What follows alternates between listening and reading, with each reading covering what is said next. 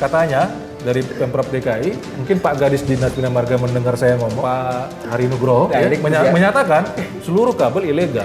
Walaupun kita punya IPJJU, kita sudah melalui Perda nomor 8 tahun 99, kita bayar 10.000 per meter. Itu dikasih uangnya ke DKI Jakarta.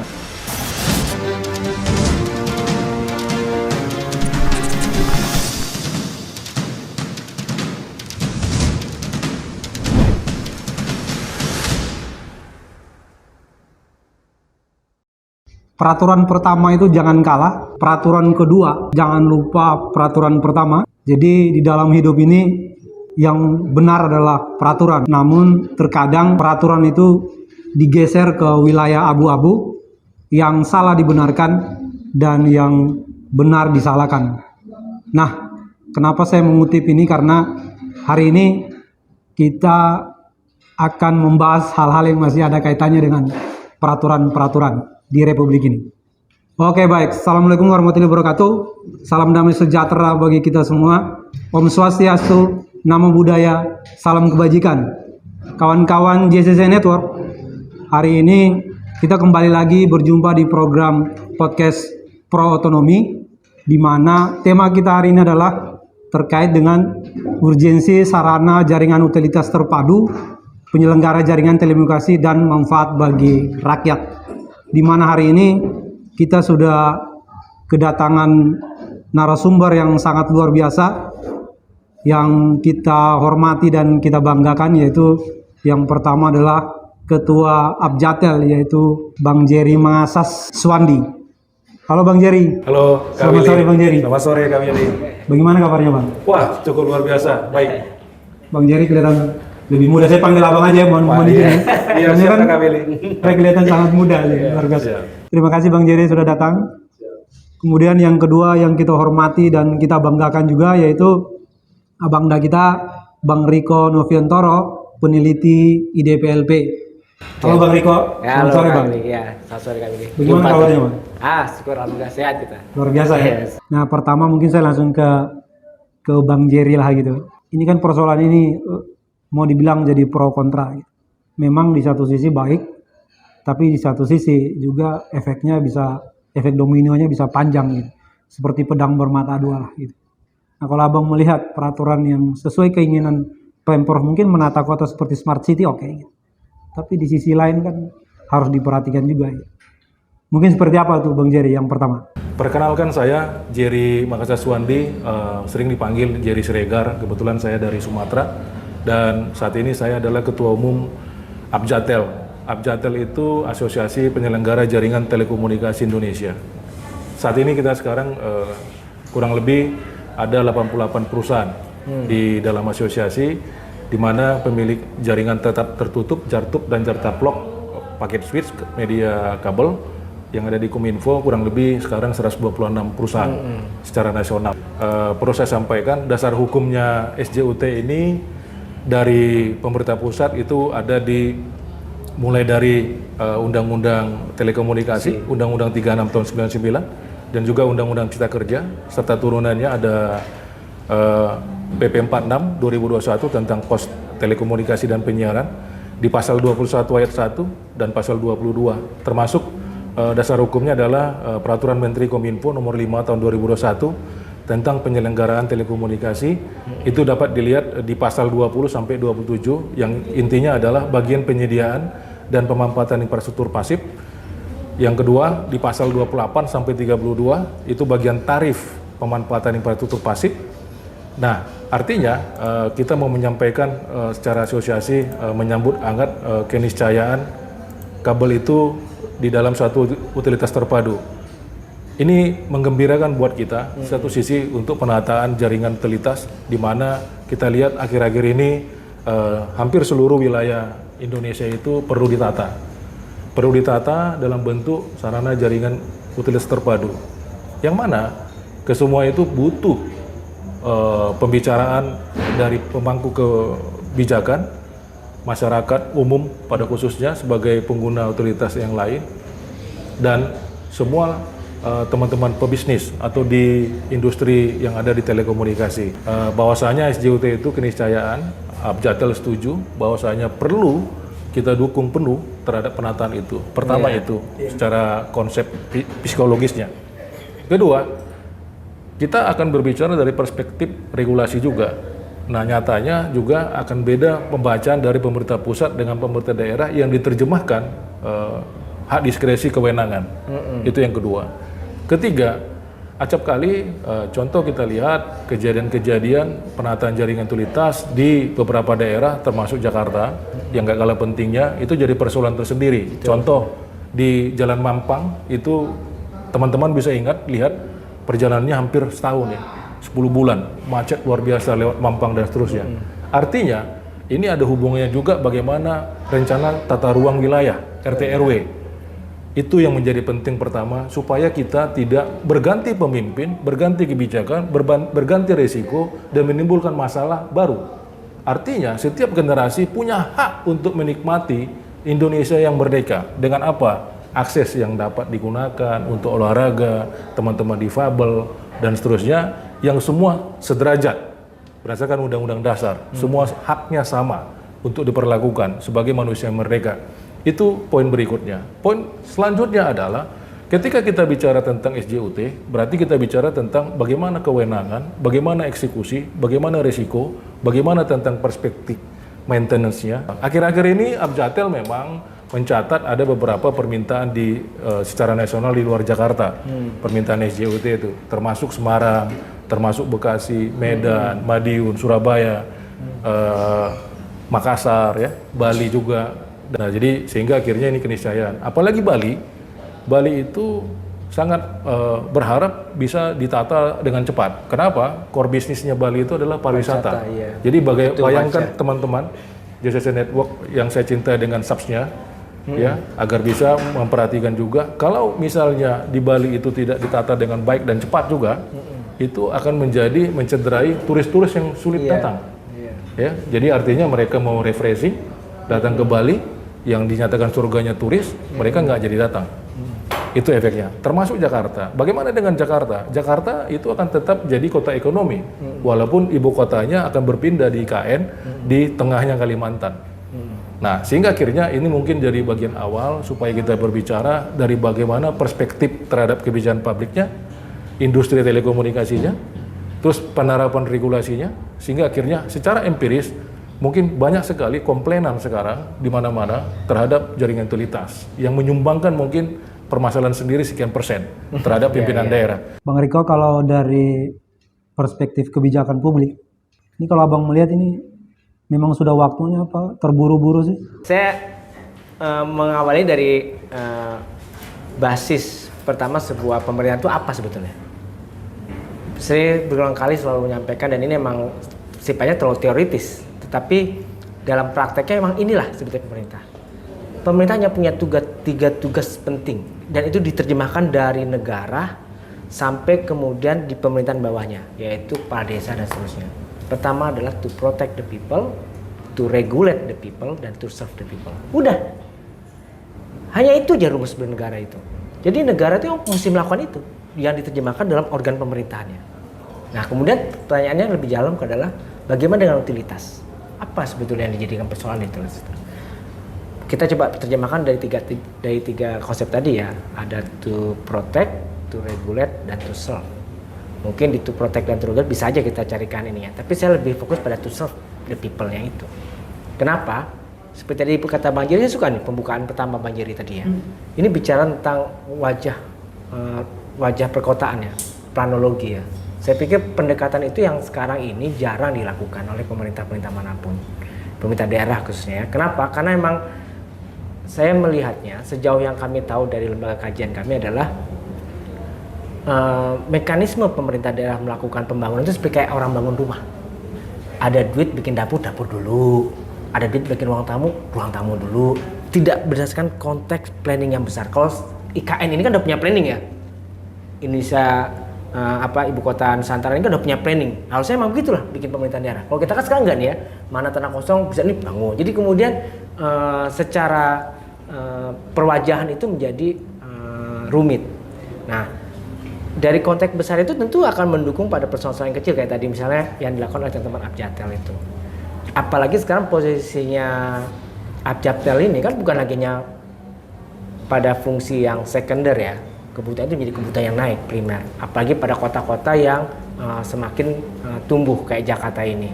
Artinya apa? Posisi teman-teman Abjadtel itu kemudian menjadi peran utama untuk melihat wajah yang bagus. Dengan demikian saya berharap sebetulnya nanti pada kedepannya pemerintah daerah juga bisa menggandeng tentang Abjadtel ketika membuat planning pemerintahan, planning perkotaan. Ajaklah diskusi, kira-kira jalur mana yang harus dipersiapkan, kayak apa konsep persiapannya. Tentu teman-teman Abjadtel itu punya pendekatan tersendiri ya, punya metode yang berdasarkan dengan kondisi daerahnya ya. Pasti saya pikir punya teknologi-teknologi itu. Nah mungkin Abjadtel akan menjadi teman diskusinya, karena nggak mungkin semua kota dibangun dengan konsep sama, karena nggak semua seperti Jakarta yang landed dan kemudian rata, kemudian secara infrastruktur sudah ada dibangun sejak zaman dulu. Nah buat daerah-daerah masih berkembang itu bisa dilakukan dialog. Agar apa nggak tadi seperti tadi itu, wajah kota kita itu jadi semrawut gara-gara si kabel tadi ya. Saya sempat dulu gini loh Kak Willy, kalau ngeliat kabel-kabel itu sekali lah kawan-kawan itu misalnya nakal ya, jemur baju di jaringan kabel-kabel yang itu kan, seolah itu kayak emang semrawut ya. Maaf ya Pak ini ya Bang Jerry ya. Itu fakta. Itu yang disalahkan lagi teman-teman kan. Selalu disalahkan oleh teman-teman. Saya pikir saya justru baru tahu nih dari pendapat Pak Jerry. Jadi sebetulnya teman-teman sudah punya itikat untuk mau merapikan konsep itu, asal kemudian ada infrastruktur yang mendukung. Nah ini kan nggak ada infrastruktur mendukungnya. Apa misalnya dibikinlah bawah tanah yang rapi atau apa, kemudian semua itu diatur. Mau teman-teman pengusaha itu pasti mau menyediakan itu. Tapi kalau kemudian menyiapkan sendiri tidak mungkin lah. Saya tinggal di sebuah komplek di Tangerang Selatan. Ketika ada teman-teman penyedia jasa itu juga selalu kami minta untuk menyediakan lewat jalur bawah tanah. Nah, tapi mereka bilang kalau nggak disiapkan ya kami juga nggak ini ya. Artinya teman-teman dari pengusaha itu berusaha untuk menyediakan fasilitas yang baik, yang memadai, tapi perlu ada effort tambahan. Nah itulah fungsinya pemerintah. Saya pikir tadi itu kemudian masuk kepada yang ketiga, to serve the people. Pemerintah bisa main peran situ. Bagaimana kemudian kepentingan masyarakat umum bisa terpenuhi. Tantangan atau hambatan teman-teman Abjadtel terkait sama hambatan itu juga bisa terjawab. Nah itu justru pemerintah ada di tengah-tengah, dia kan orang tua. Kalau semuanya serahkan ke teman-teman Abjadtel, saya pikir ya tidak elok lah, ini kan bernegara. Saya pikir begitu nih Bang, untuk kita menantang dulu, men-challenge lah. Apa gitu. Bang Jerry, kebijakan itu kan harusnya jadi solusi. Tapi kan justru bukan solusi, tapi beban ini masalahnya. Kalau mau kita lihat, kalau bisa ditarik efek dominonya gitu. Harusnya ini jadi solusi bukan beban. Nah, kenapa itu Bang Jerry? Minusnya apa gitu? Telekomunikasi itu udah kebutuhan pokok atau primer yang sudah samalah posisinya dengan air, PLN, gas dan seterusnya, yang menjadi kebutuhan pokok dengan dasar Undang-Undang 45 tahun 45 itu di pasal 33. Kurang lebih itu pertama. Jadi artinya ada hal yang perlu kita lakukan lebih matang terhadap sektor telekomunikasi yang sudah teruji ketika COVID. Kalau kita tidak punya connectivity yang handal, bayangkan akan banyak korban meninggal dan seterusnya. Akhir-akhir ini tidak bisa kerja juga. Juga bergerak ya. Bayangkan antara supir ambulan dengan dokter dengan orang yang menata ruang dan seterusnya, oksigen, obat-obatan itu terkoneksi. Bayangkan tidak terkoneksi. Saya berharap kemarin kurang lebih hampir 200.000 penduduk Indonesia maaf cerita, mohon ikut belasungkawa kepada keluarga teman-teman yang terdampak setelah meninggalkan lebih dulu hanya karena mungkin katakan kalau tidak handal telekomunikasi Indonesia mungkin bisa lebih tinggi angkanya. Dan sangat berisiko. Ya. Itu pertarungan. Artinya dunia tidak sendiri Indonesia menghadapinya. Nah ini kenapa menjadi sangat saya terhormat kepada teman-teman JCC Network. Artinya secara pioner saya mungkin baru podcast kepada JCC Network. Saya berharap energi, spirit, hal-hal yang positif dari JCC Network ini dapat diikuti kepada media-media jurnalis yang lain. Sehingga akhirnya ketika jadi pioner mungkin bisa jadi lebih independen, terukur, menyampaikan pesan-pesan moral kepada pimpinan-pimpinan daerah, apalagi pimpinan pusat. Itu Kak Willy. Terus menyambut mengharap bagaimana regulasi itu sebenarnya. Memang kalau kita radar secara SJUT ini ada beberapa yang harus kita, seperti yang saya ungkapkan di awal tadi, perlu diperhatikan. Pertama, bagaimana public service itu sendiri, karena itu goal yang pertama. Kami pun di telekomunikasi punya MTTR untuk melayani, nggak boleh itu off layanannya plus minus 4 jam 1 bulan. Kurang lebih, kecuali ada force major. Misalnya akhir-akhir ini ada cuaca, pohon tumbang. Jadi mungkin perlu waktu, adalah kabelnya lah, atau materialnya mau diganti, mau di-splice dan seterusnya, disambung dan seterusnya. Dan biasanya itu secara SOP sudah disampaikan kepada customer service-nya kita, kepada pelanggan-pelanggan yang akan mungkin katakan layanannya tidak didelivery dengan baik. Karena ada juga Undang-Undang Nomor 8 tahun 99 perlindungan konsumen di sana. Itu menjadi urat nadinya kita. Di satu sisi itu adalah revenue-nya kita, karena dia bayar layanan kita, kita kolek, itulah gaji teman-teman yang ada di sektor telekomunikasi dan pengusaha. Itu bagian pertama yang penting. Kenapa saya taruh itu adalah kalau piramida di puncaknya, semua namanya pelayanan adalah untuk rakyat. Iya betul. Untuk umum. Tidak ada harga yang bisa ditawar-tawar untuk pelayanan itu. Itu yang pertama, Kak Willy. Yang kedua, sebenarnya kalau kita bicara SJUT itu, tadi saya sampaikan dasar regulasinya ya, mulai dari Undang-Undang 36 dan seterusnya, itu sebenarnya ini jadi harus pendalaman lagi, kajian lagi terukur. Ada kajian akademik, analisis, baik kajian ilmiah secara regulasinya, baik kajian secara teknis. Kenapa? Artinya betul RT RW, CQ terhadap planologi harus dibicarakan di tingkat lintas kementerian. Hal ini mungkin kita sebagai telekomunikasi itu kiblatnya atau bapak kita adalah Kominfo. Kominfo sendiri itu di bawah Polhukam. Polhukam itu membawahi juga bukan hanya Kominfo, dia ada Kementerian Hukum dan HAM, ada juga Kementerian Kemendagri. Nah, ada di DPR Komisi 1. Mari kita bicarakan karena ini sudah alert. Cobalah kita lihat. Ini sekarang nggak usah jauh-jauh dari Takuni Cafe, bagaimana markasnya JCC Network dihadirkan untuk melayani. Kita lihat di kabel-kabel. Sebenarnya ada plus minus, ada plus minus. Kalau kita menggerakkan, ya kan, untuk menurunkan dan seterusnya, bisa jadi itu tanahnya bukan tanah pemerintah, ya kan. Nah, diperlukan dialog, diperlukan bicara. Karena tanpa bicara kita nggak akan ketemu solusinya. Itu terbukti dengan kejadian Mampang, Kak Willy, Kak Riko. Terhadap SJUT, Abjatel dalam posisi mendukung. Tapi ada kepastian rencana tata ruang wilayah tersebut, kepastian hukum dan seterusnya. Sebagai pengusaha, dia harus memastikan pengeluarannya berapa, risikonya apa. Ternyata di Mampang itu banyak namanya ODP atau FAT sebelum masuk ke pelanggan, ada perangkat namanya, itu tidak tercover lagi. Bahkan saya kasih paparan kepada JCC Network, itu ada 2 contoh kasus ya. Contoh kasusnya misalnya di Kapten Tendean, dia harus memutar 4 km. Mungkin bisa dilihat ya. Tadi sudah saya sampaikan. Nah, artinya tidak disediakan crossing. Artinya ini ada biaya beban tambah. Itu satu. Yang kedua, bisa kita lihat juga di Jalan Senopati, Jalan Suryo, sebenarnya perlu crossing di yang itu dekat. Tapi karena memutar 4 km, itu nambah lagi kabel. Masyarakat di sana ada yang namanya sekolah, tempat tinggal, dan seterusnya, itu harus dilayani. Kenapa? Itu sama levelnya. Mau dia pejabat atau nggak pejabat, itu adalah warga negara Indonesia yang harus dilayani. Bayangkan rata-rata, mungkin saya buka sedikit, rata-rata harga per meter itu katakan 3 juta per meter. Harga SJUT. Misal, kita ambil angkanya. Kalau dia misalnya 50 km kali 3 juta, itu 150 M. Siapa yang menyediakan duitnya? Pemerintah kah? Apa kami? Ini pertanyaan. Bayangkan itu masih DKI Jakarta misalnya. Kita punya 514 kabupaten kota. Mau bergerak. Buangnya besar, Pak. Jadi ini perlu diletakkan komunikasi sampai ke pemerintah pusat. Semua stakeholder, lintas kementerian, sama Pemda Pemkot. Supaya ini menjadi pergerakan.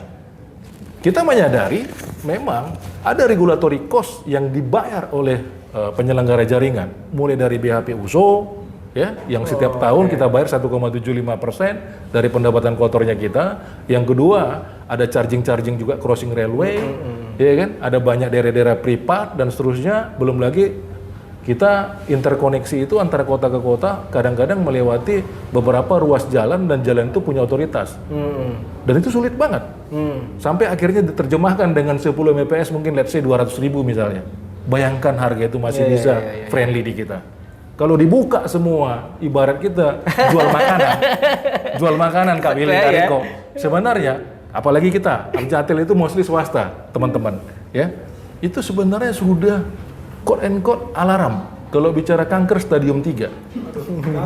Sudah. Jadi perlu perhatian khusus di sini, bukan kita bedakan dengan sektor yang lain. Kita dapat perintah dari Pak PJ Gubernur, Pak Heru Budi di DKI Jakarta, kita harus support dan kita siap support untuk KTT ASEAN. Ini bentuk keseriusan kita. Walaupun rugi, kita tetap layak. Memang ini keniscayaan juga kita bilang, oh setahun harus selesai. Nah, ini harus ada propaganda, harus ada action, harus ada kebersamaan, baik dari perspektif regulasi, biaya, dan juga legalitasnya kita kepada teman-teman pimpinan daerah di DKI Jakarta. Sampai sekarang, even 40% kita sudah turun kabel di Mampang, itu belum dikasih Izin ya? Jadi kerja dulu baru izin. Nah, sudah kita turunin. Katanya dari Pemprov DKI, mungkin Pak Gadis Dinas Bina Marga mendengar saya ngomong, silakan. Nah, ya. Pak Hari Nugroho menyatakan seluruh kabel ilegal, walaupun kita punya EPJJU. Kita sudah melalui Perda nomor 8 tahun 99, kita bayar 10.000 per meter. Itu dikasih uangnya ke DKI Jakarta.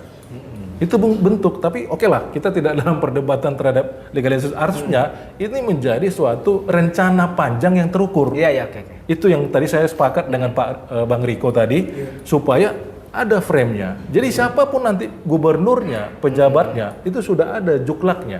Kita mau kemana nih di sektor telekomunikasi? Jadi nggak perlu ribut lagi, nggak perlu demo lagi dan segala macam. Habis energi kita hanya untuk persoalan seperti itu. Mendingan mungkin bagaimana kita bicara bersama satu meja, apa yang industri katakan, bagaimana kebijakannya kalau dari Pemda Pemkot, bagaimana anggarannya, bagaimana kita membuat PRI itu kerjaan gotong royong. Itu yang terpenting. Nah, itu ada beberapa konsep pedoman penyediaan dan pemanfaatan SJUT. Jadi harus diperkirakan kebutuhan, rencana desain secara bersama-sama, RT RW-nya dan seterusnya. Yang kedua, jadwal time frame-nya juga relokasi harus memperhatikan lifetime ekonomis. Misalnya gini, ada teman-teman sudah di bawah nih. Masa harus ke SJUT? Oke. Kan nggak ganggu. Harus diperhatikan juga itu. Terus yang ketiga, tarif sewa memperhatikan ketentuan tarif sewa dalam regulasi. Biaya investasi, biaya operasional, biaya pemeliharaan, dan tingkat keuntungan yang wajar. Itu saya bilang tadi. Ya. Terus kajian kondisi pasar berbasis kabupaten kota disiapkan pemerintah. Jumlah penyelenggaranya berbasis kabel. Sekarang kita lihat, kenapa di pojok-pojok itu ada 15-18 tiang? Karena ini harus dibicarakan. Satu kota itu layaknya berapa maksimal. Terus apa yang harus diperhatikan lagi? Ya. Nah, prinsip-prinsip mungkin katakan klasifikasi usaha operator, besar, menengah, kecil, kesehatan perusahaan operator, penggelaran jaringan. Mungkin kewajaran regulatory cost kecil sama dengan 5%. Jadi yang tadi saya bilang, regulatory cost kita, charging kita di telekomunikasi, kawan-kawan itu udah mengasih informasi secara verbali, hitungan-hitungan kasar di atas 10%, Pak. Itu harus dievaluasi. Terus ada lagi beberapa konsep pedomannya prinsip fairness. Diimplementasikan dengan tipikal tarif berbasis ukuran pipa.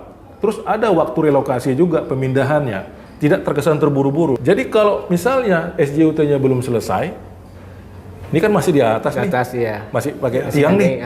Ini kan masih melayani. Lah, sebelum ini siap. Jangan diturunkan dulu. Iya dong ya.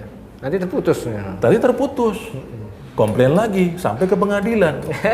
Kan begitu. Itulah perlindungan konsumen. Iya, konsumen itu. Undang-Undang Nomor 8 Tahun 9. Jadi inilah piramidanya. Inilah wajahnya pembahasan telekomunikasi terhadap pelayanan publik. Bagaimana SJUT. Nah, saya membawa kerangka itu secara akademis ya, karena ada data-datanya. Nah, terus apalagi optimalisasi fungsi pembinaan dan proses relokasi, tidak langsung dikenakan sanksi. Kita itu ibaratnya smart city-nya dibuat nih. Wah iya, mungkin dulu mantan wali kotanya Surabaya dapat penghargaan dengan ucapan smart city.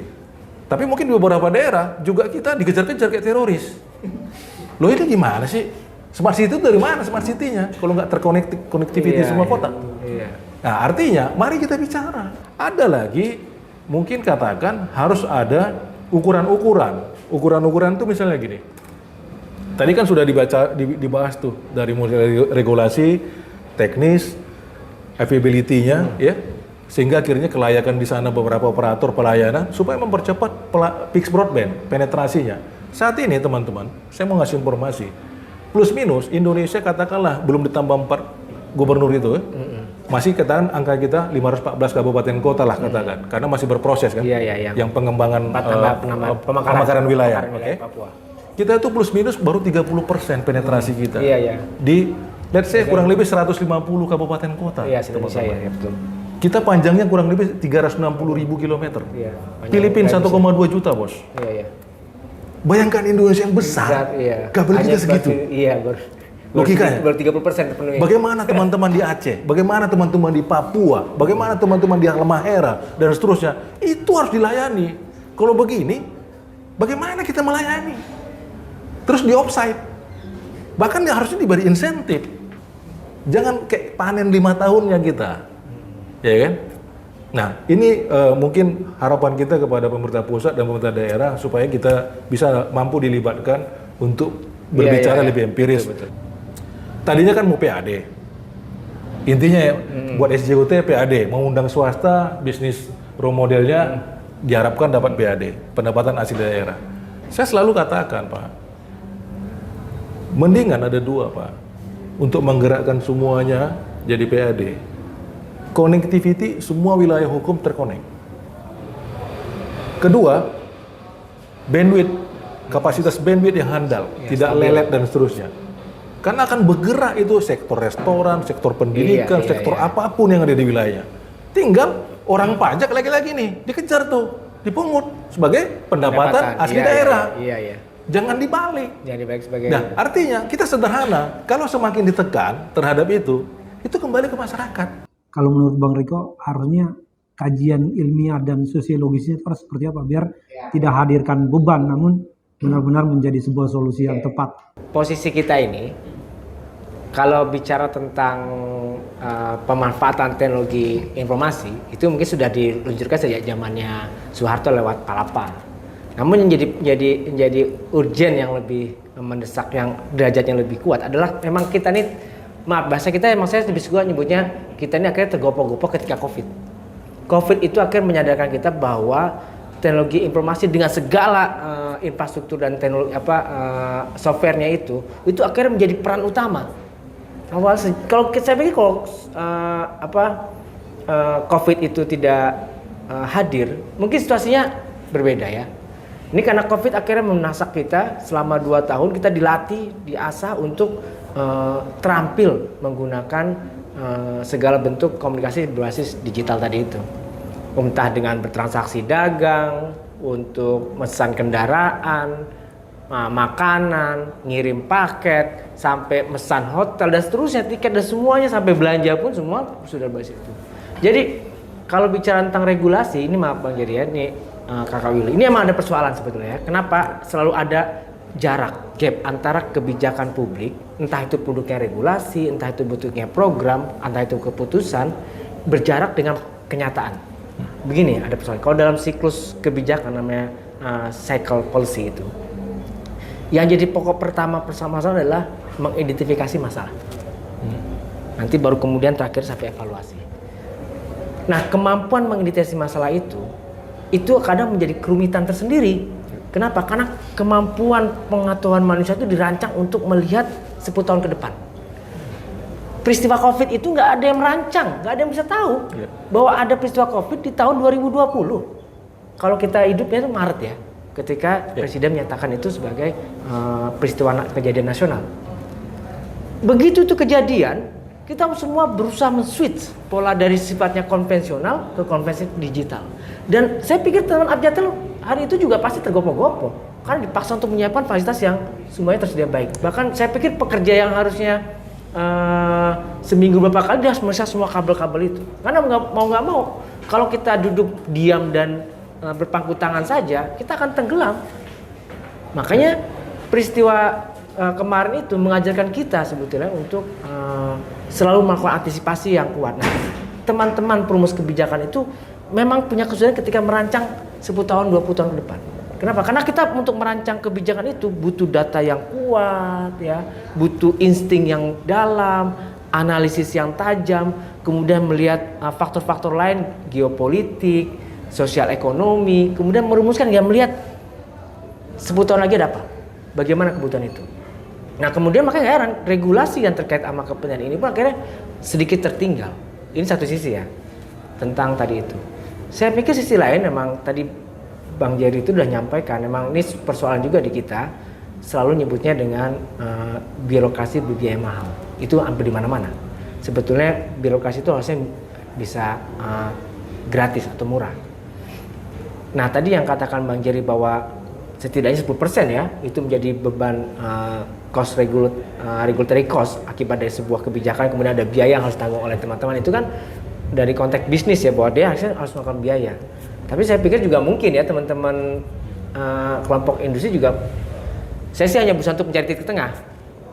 Kadang-kadang juga teman-teman industri juga harus berani, ya saya pikir bukan berarti saya anggap bahwa tentang Ajatel sudah tidak peduli, tidak. Tapi juga berani melakukan kemudahan-kemudahan lain agar kemudian ketemu harga itu. Kalau misalnya teman-teman Ajatel tetap dengan harga tertentu, kemudian pemerintah ini juga katanya agak berat. Tapi aspek yang disampaikan Bang Jerry bahwa ada regulatory cost itu mesti jadi persoalan serius.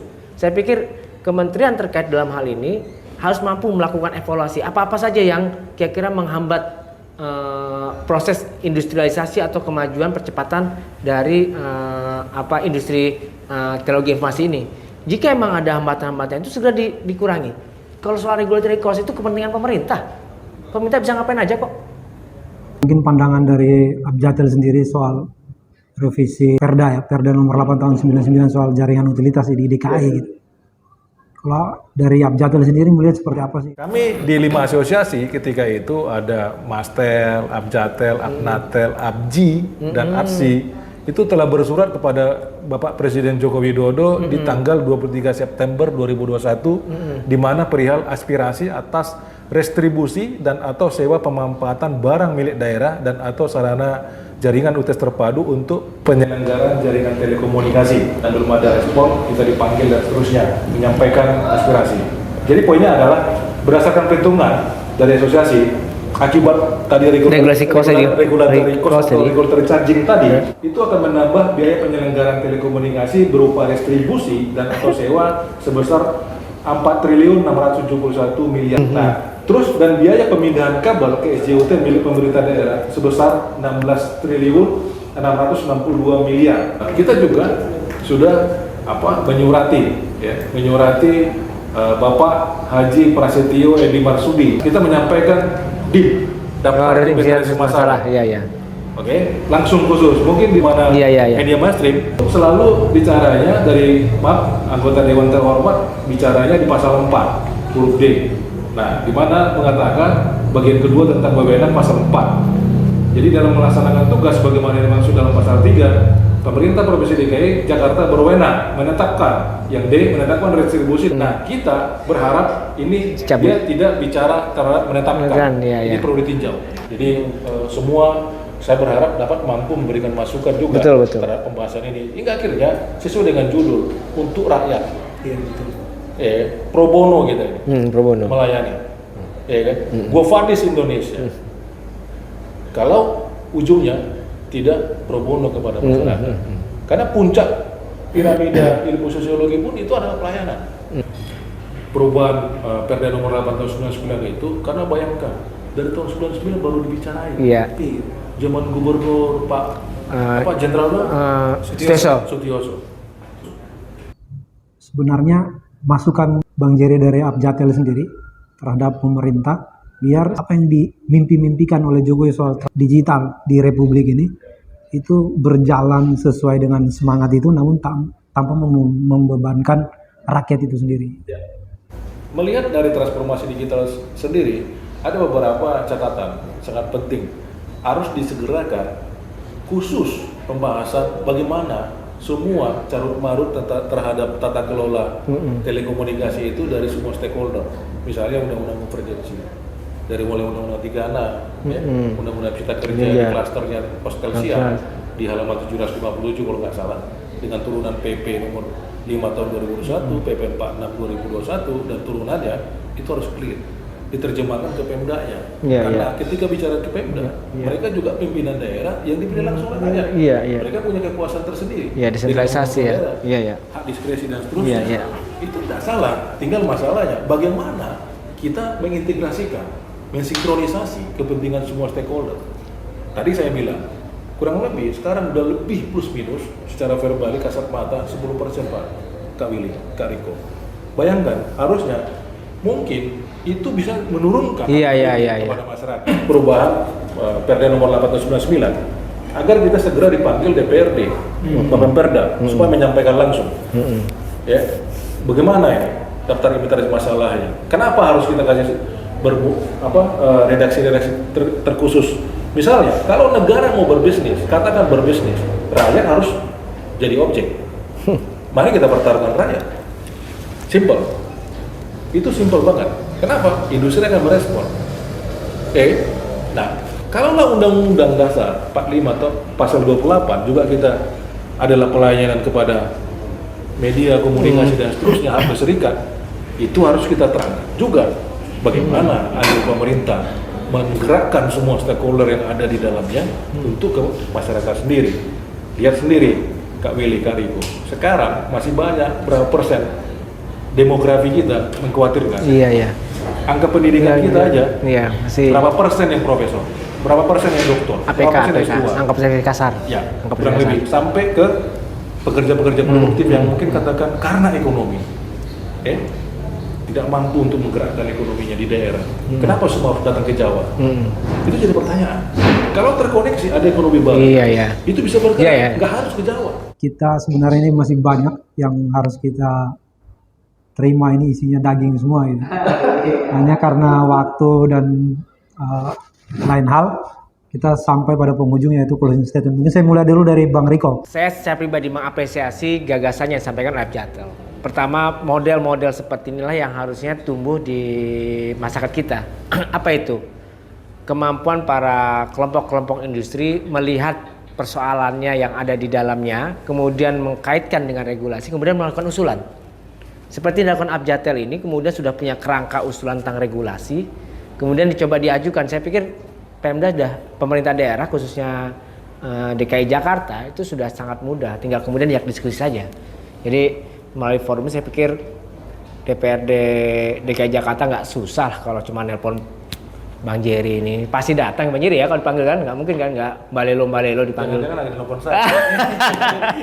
Ya, kenapa ini penting untuk menunjukkan bahwa ada persoalan dan mereka ikut dalam upaya menyelesaikan persoalan itu. Satu hal itu.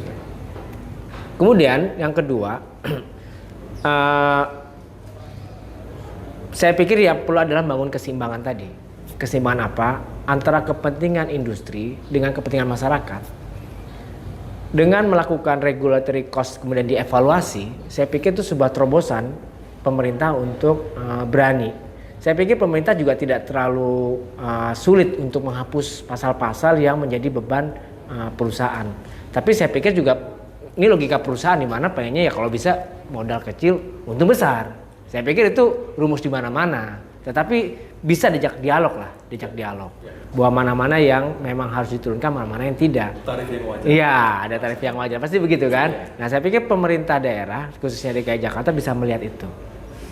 Melakukan evaluasi terhadap biaya-biaya yang sudah teratur di dalam regulasi, bisa dikurangi. Itu yang kedua. Kemudian yang ketiga, saya nggak mau menganggap seperti kayak Bang Jerry, ya benar Indonesia itu adalah bentangan Sabang Merauke, tidak Jawa saja. Hanya mungkin nggak salah juga kalau saya pikir Abjatel menunjukkan kemampuan intervensinya yang luas untuk melakukan pendekatan regulasi ke Jakarta sebagai pilot project saja, barometer, agar nanti teman-teman Abjatel di daerah-daerah juga bisa melakukan hal sama. Kemudian dengan dikendalikan oleh Bang Jerry nanti bisa membantu teman Abjatel daerah untuk melakukan pendekatan ke pemerintah. Kenapa saya pikir Jakarta? Karena bagaimanapun kita masih menganggap Jakarta sebagai barometer kebijakan publik. Hampir semua daerah itu melihat Jakarta sebagai potret kebijakan. Di sana ada apa, di sini bikin apa, di sana bikin apa, di sini terus mengikuti terus apa-apa yang ada di Jakarta coba ditiru oleh daerah. Jadi saya pikir tidak salah kalau kemudian teman-teman Aljatel melakukan upaya pertama kali adalah menjadikan Jakarta sebagai kawasan yang benar smart city tanpa kabel dimanapun, atau Jabodetabek misalnya dengan pendekatan lintas daerah, melakukan upaya dialog itu, kemudian Aljatel bisa terlibat aktif. Nah yang terakhir buat saya ini Bang, seperti kata Pak Jerry, memang pada akhirnya pemerintah daerah khususnya ya, dengan segala perubahan undang-undang HKPD kah, kemudian undang-undang Ciptaker kah, kemudian yang lain yang secara praktek memang itu ada sebagian penarikan kepentingan daerah ke pusat. Saya pikir juga masih ada ya ruang di mana pemerintah daerah melakukan upaya yang inisiatif untuk melakukan penataan-penataan tadi. Karena pada akhirnya ketika kita mampu mendorong pertumbuhan telekomunikasi, itu sama aja kita mendorong pertumbuhan ekonomi, perbaikan kehidupan masyarakat, dan yang penting katanya tadi itu soal ketahanan nasional. Ya tadi kata Bang Jerry, saya baru terpikirkan itu. Saya pikir pertahanan nasional itu bukan lagi persoalan regional ya, tetapi serangan-serangan tadi itu. Gimana kalau kita nggak punya fasilitas infrastruktur yang cukup, telekomunikasi yang cukup baik, kalau tidak didukung dengan teman-teman Aljatel. Jadi harapannya pertahanan keamanan dan perspektif keamanan cyber dan seterusnya itu bisa terbangun.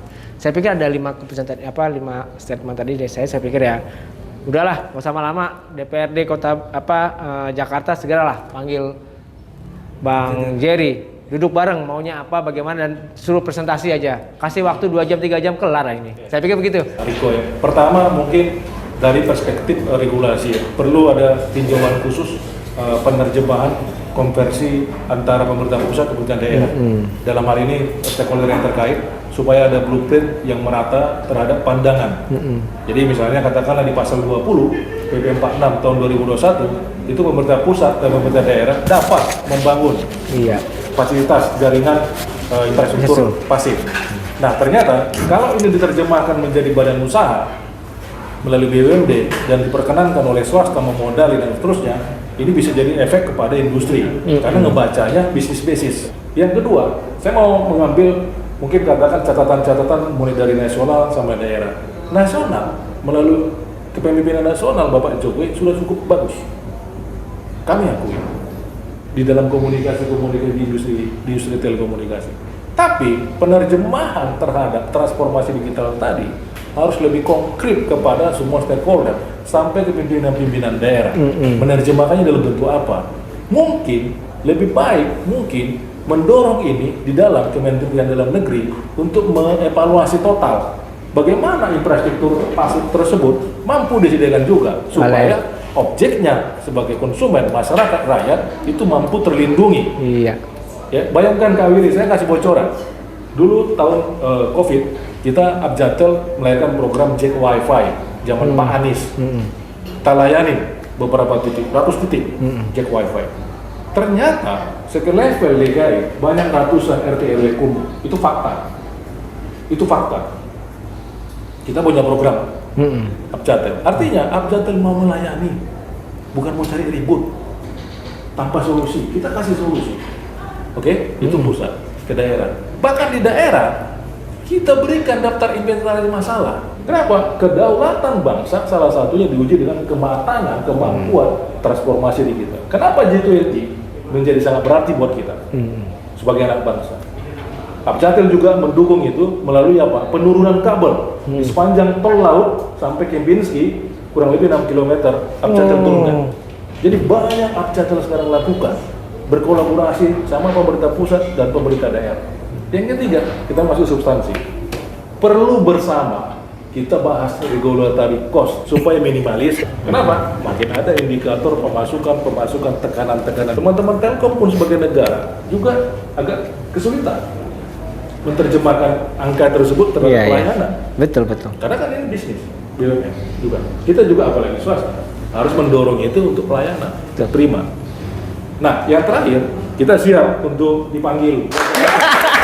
Jadi kawan-kawan yang di rumah sana, sebelum kita tutup, saya ingin kutip apa yang disampaikan oleh kepala negara di Republik ini, yaitu Jokowi.